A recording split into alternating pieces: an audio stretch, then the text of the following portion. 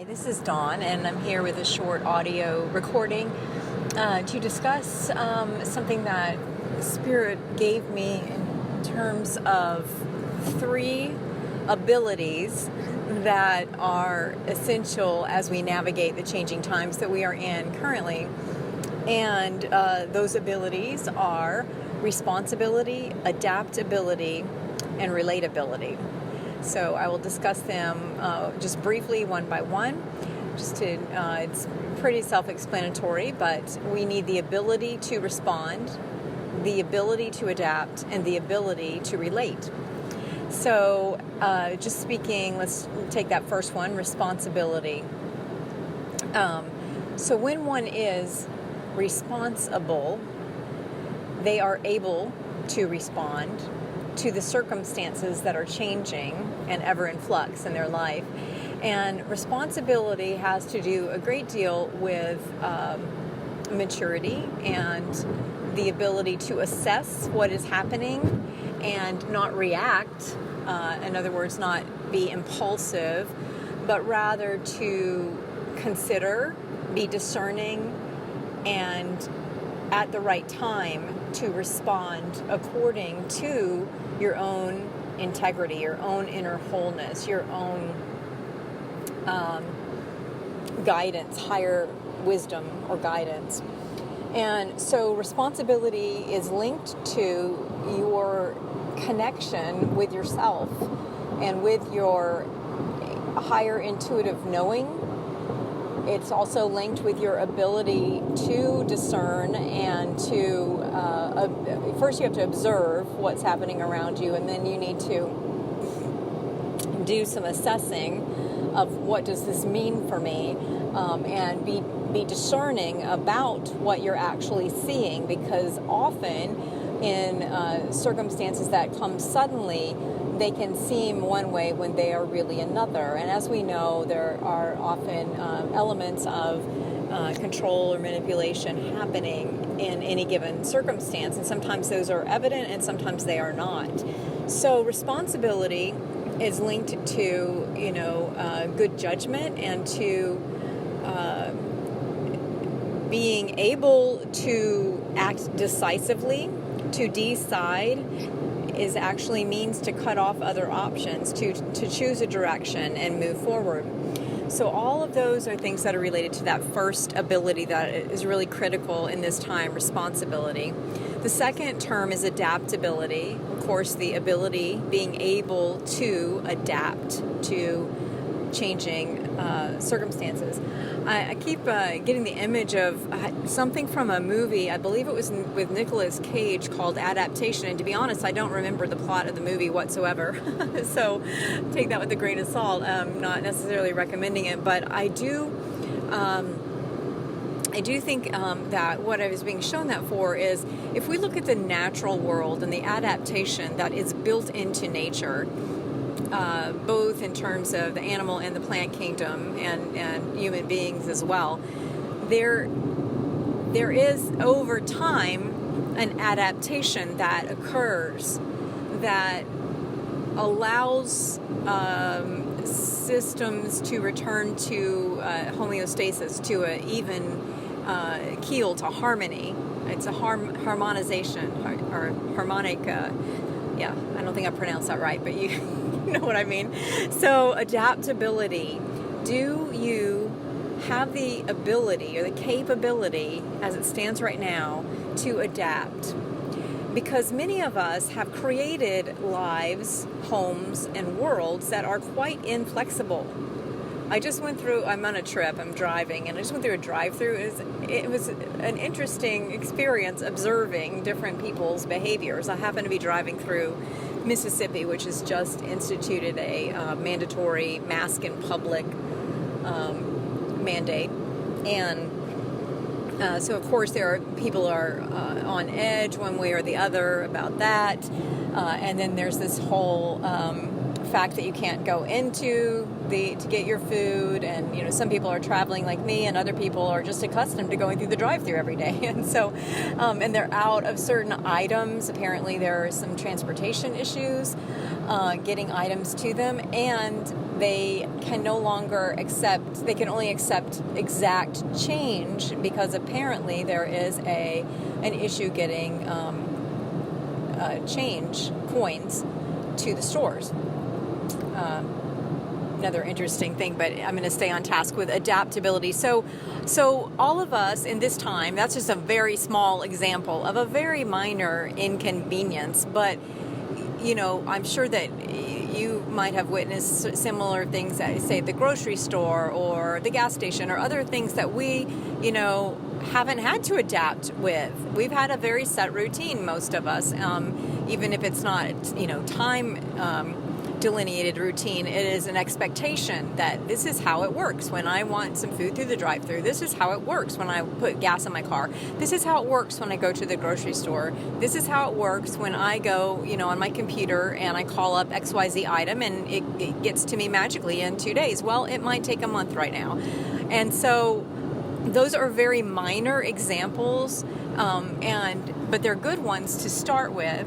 And it's important also that we rapidly accelerate our adaptability, our ability to adapt, because they're going to be, as I'm shown, quite more serious disruptions of one kind or another. As I'm making this video, there are 3 birds flying together, and it just reminds me of these 3 because the Spirit was showing me how they are interrelated. The responsibility, adaptability, and relatability are like a triangle shape, a Trinitarian kind of formation, and that we're going to need to be able to quickly move between responsibility, adaptability, relatability. So adaptability is, the question to ask yourself is, how adaptable am I? And how can I set my life up, my day up, my way of moving through the world up in such a way that I can maximize my ability to adapt to, and then, at some junctures you will respond. Another thing that was, kind of was being pointed out is that we are, particularly in the West, we are accustomed to the idea of responsibility, and many of us are overfunctioning or overly responsible. In other words, we think that we must always respond or react to everything. And so this idea of adaptability and responsibility and the ability to discern which one is needed most in any given moment is going to become more and more important as we move forward through the second half of 2020 and into the 3 or 4 years ahead, which are, again, further transformation and we're in this passage to a new society. You can see my video series on that if you want to know more about the next 7 years and kind of what I was shown with regard to that. I'll link that below. So responsibility, adaptability. The third is relatability. Now, this one is, I was kind of shown 2 sides of relatability. The first is something that I personally struggle with, so I'll tackle that one first, which is, being able to meet people at a place in such a way that they can relate to what you have to share. It's something I constantly struggle with, not because I'm any, less than or greater than or anything like that, but just my how I'm wired is incredibly, let's see, I guess you would call it, it's one time, a long time ago, I had a therapist, psychologist person say to me that he had never met somebody who thought on such a meta level that I kind of blew the typical meta thinking out of the water, because I guess really at the time I didn't even know what I was talking about. What I was talking about was galactic energy, and so it was like bring it down a couple notches, and then it's very difficult for me though. So that's just a personal example, and I have friends who are on the opposite end of that, where they are very caught up in the day-to-day, like, okay, this is what's in front of me next. I have to make XYZ for dinner, so I need such and such an ingredient, and like I often struggle with the capacity to even have a framework for that sort of thing. And so wherever you are on that spectrum or many others, that's just one line. If you think of a sphere, a 360-degree sphere, That's one line of opposites, but there are many, many, many, many examples of that. I think that that will be clear, so I'm not going to give you a lot of different examples. But this idea of relatability is being able to move along the spectrum between the polar opposites. And to do that, first, it's helpful to know where you fall with regard to any particular gauge of relatability. So again, that was just one example.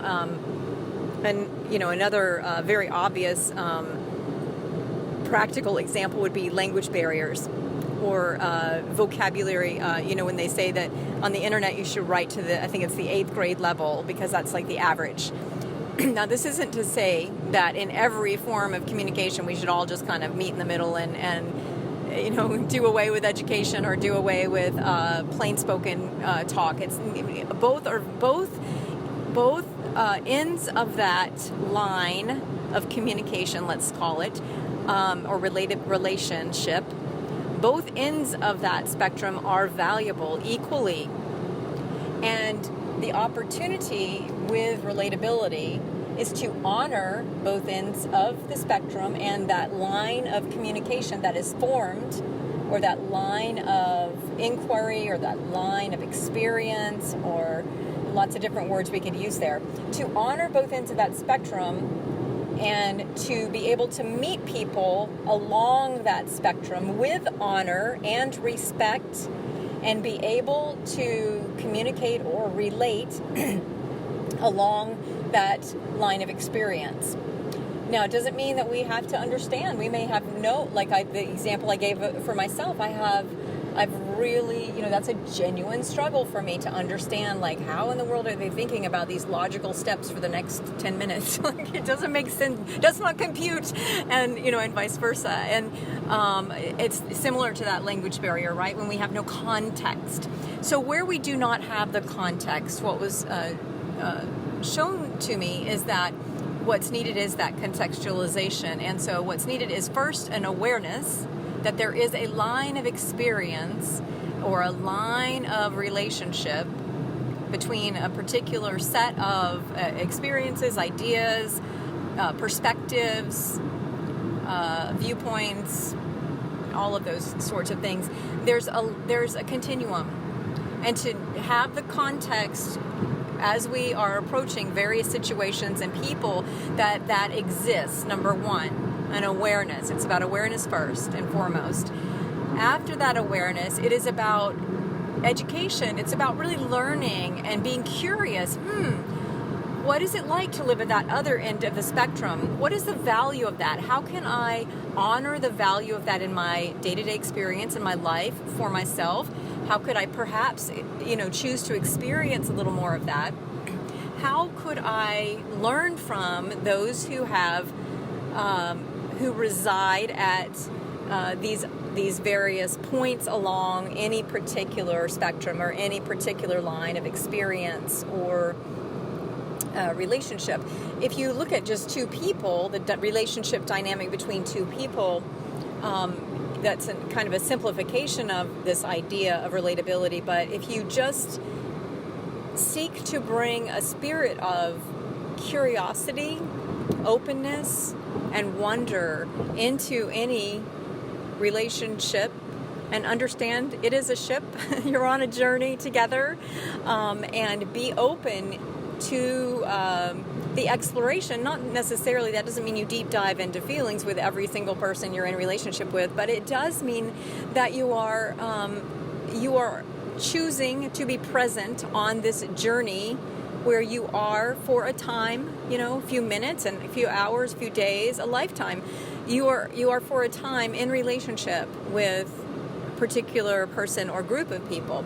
And this is true, in various domains of life, various aspects of our day-to-day living. For example, your workplace environment, or those that you come into contact with, say, at your child's school, or those that you meet on your day-to-day routine in terms of the everyday chores and tasks that you achieve. You're at the grocery store, at the yoga class, at the gym, at the neighborhood park where you walk, that sort of thing. And so the other thing there with relatability is that relatability is still important even when we are not speaking or communicating to one another. There is still a measure of relatability, and to be open to and to have the ability to relate necessitates valuing of relationships and a valuing of other individuals, of groups, of other of societal whether it be organizations or whether that be a self-organizing society or group or system, or a more traditional kind of structured system that is created more for a purpose. All of those situations or settings require relatability, and here's the catch: they all stem from our ability to relate within us. So that inner connection. There is in the All Systems Go book that I wrote about the 24 life systems, there is the, I think it's the 17th life system, the first of the last system set, which is the CSEA systems, which is all about your soul essence and being on an adventure with that. It's all about inner connectivity, and the fact that interconnection or interconnectivity is the key to interconnectivity. So before we can be in proper right relationship with another or a group or any other person, place, or thing, we must be able to function and operate along the lines of relatability within us. And so one of the momentum action pathways within that system, the interconnection system, talks about see the beautiful lines that connect one facet of who you are to the other, and to begin to cultivate again a honoring along those lines. So it's really shifting from a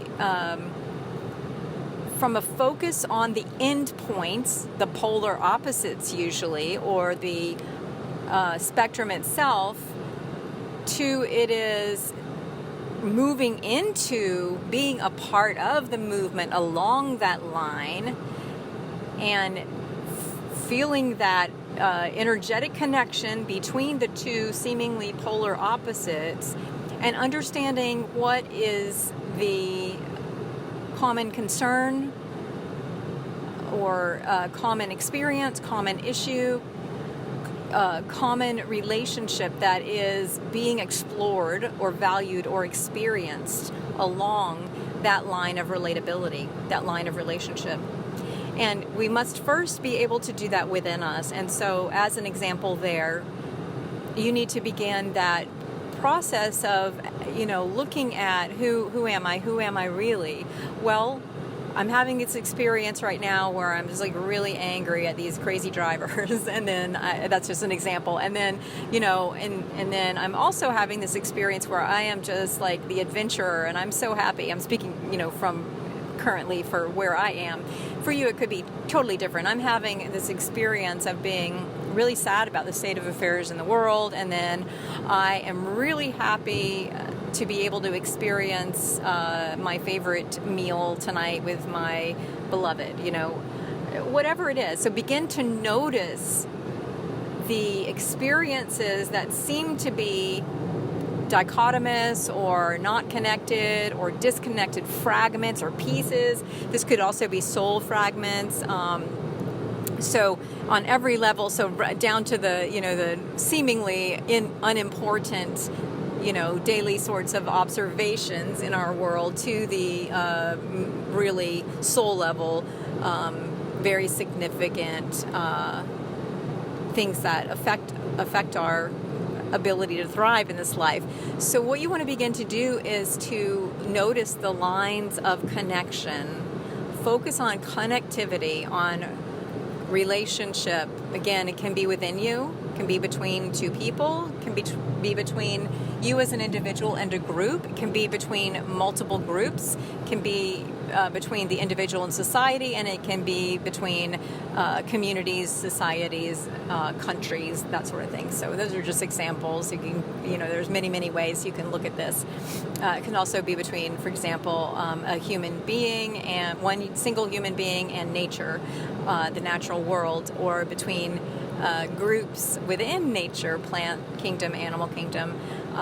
Could also be elemental forces or elementals themselves, and et cetera, et cetera. So really, anything that has life is what we're talking about here with this line of relatability. So relatability, just explore that for yourself. I feel like that's the one that for me is really a focus in terms of strengthening. That's just my personal sharing. So again, the three are responsibility, adaptability, and relatability.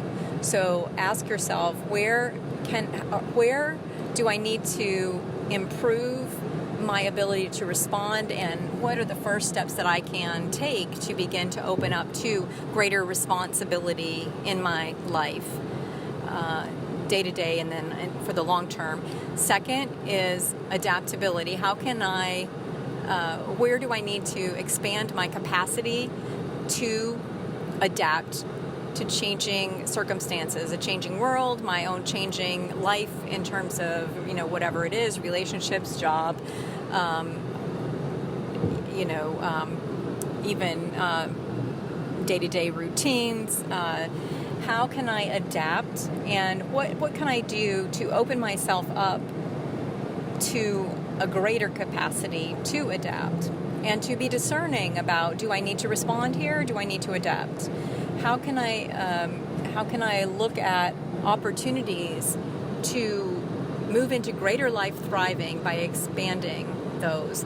And then finally, the relatability. I think I talked a lot about that one, so I'll just leave it where it is. But the question being, how might I open myself up through curiosity and a spirit of adventure and exploration to learning more about various lines of connection within me and between me and other individuals and groups, and then that I notice the lines of connection I notice in the outer environment that maybe aren't necessarily directly related to me, and yet still are an invitation to greater relatability in various ways. So I hope that was helpful. Those were the three. There was a word that Spirit gave me that I am blanking out on right now. I'll put it in the comments below if I think of it. But it essentially is a Trinitarian system that will be helpful as we move through the remainder of 2020 and into the next 3 years or so. All right. Thanks so much. Bye.